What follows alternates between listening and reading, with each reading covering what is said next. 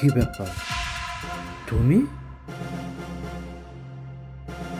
তুমি কেন আমার বাসায়? কথা বলছো না কেন? তুমি জানো না যে আমি বিয়ে করেছি? তাহলে আমার সুখের সংসারে তুমি আগুন লাগাতে এসেছো? তুমি তো আমাকে ডিভোর্স দিয়েছো, তাহলে কেন এসছো? হ্যাঁ, তুমি তোমার মতো থাকো, আমাকে আমার মতো থাকতে দাও। আমার স্ত্রী যদি জানতে পারে আমার সংসারটাই ভেঙে যাবে।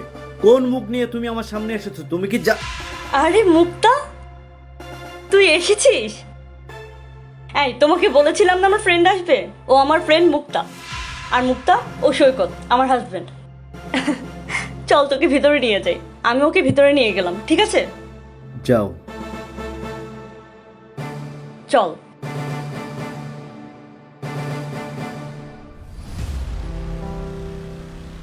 তোর যতদিন থাকতে ভালো লাগে তুই থাক।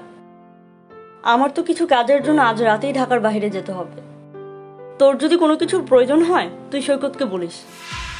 জানিস ও অনেক ভালো মনের একজন মানুষ। আচ্ছা, তোদের মধ্যে কখনো ঝগড়াঝাটি লাগে না? ঝগড়া হবে কেন? শোন, পুরুষ মানুষ না বাইরে অনেক কষ্ট করে টাকা উপার্জন করে, আর টাকা উপার্জন করাটা না অনেক কঠিন। তাই ওদের মাথা তো একটু গরম থাকবেই। ওরা কত টেনশন নিয়ে থাকে। ও মাঝে মাঝে যখন রেগে যায় আমি চুপ থাকি। ওই পরিস্থিতিতে আমি কখনোই ওর মুখে মুখে তর্ক করি না।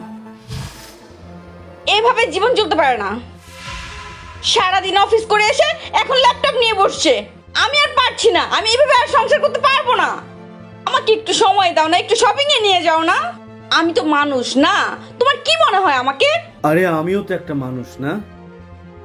তুমি কি মনে করো যে আমি সারাদিন ফুর্তি করি? আমি অফিসের কাজ করি, আবার বাসায় এসেও আমার অফিসের কাজ করতে হয়। আমি তো তোমাকে বলেছি যে আমার অফিসে একটা ঝামেলা যাচ্ছে, ঝামেলা গেলে আমি তোমাকে সময় দিব, সবকিছু। তোমার কি মনে হয় তুমি হাজবেন্ড হয়ে ওয়াইফের প্রতি কোনো দায়িত্ব পালন করছো? এই থামো। দেখো, আমি আর পারছি না। তোমার মতো একটা রোবটের সাথে না আমি সংসার করতে চাই না। আমি বাবার বাড়ি চলে যাব। ওইখান থেকে না ডিভোর্স লেটার আমি পাঠিয়ে দেবো। আর আমি যদি কখনো তর্ক করি তাহলে তো সংসারই টিকবে না। আচ্ছা, তোর ফ্যামিলি থেকে তোর বাবা মা কখনো পরামর্শ দেয়নি তোকে? না, কেন দিবে? আর দিলেও আমি নিব কেন?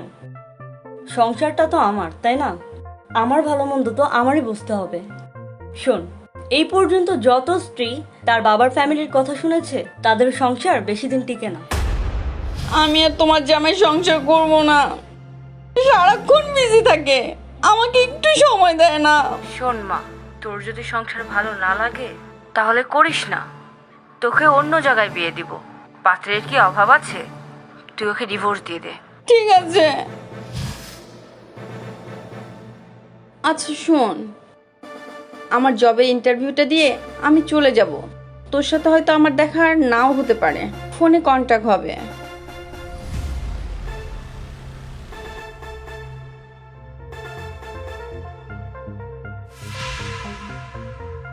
আমার এরকম লাগছে কেন? আমার হয়তো ওর সাথে একটু কথা বলার দরকার। যাই, ওর রুমে যাই।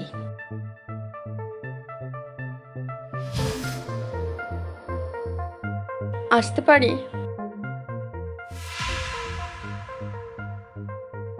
এসো। কিছু বলবে? হ্যাঁ, কিছু বলার ছিল।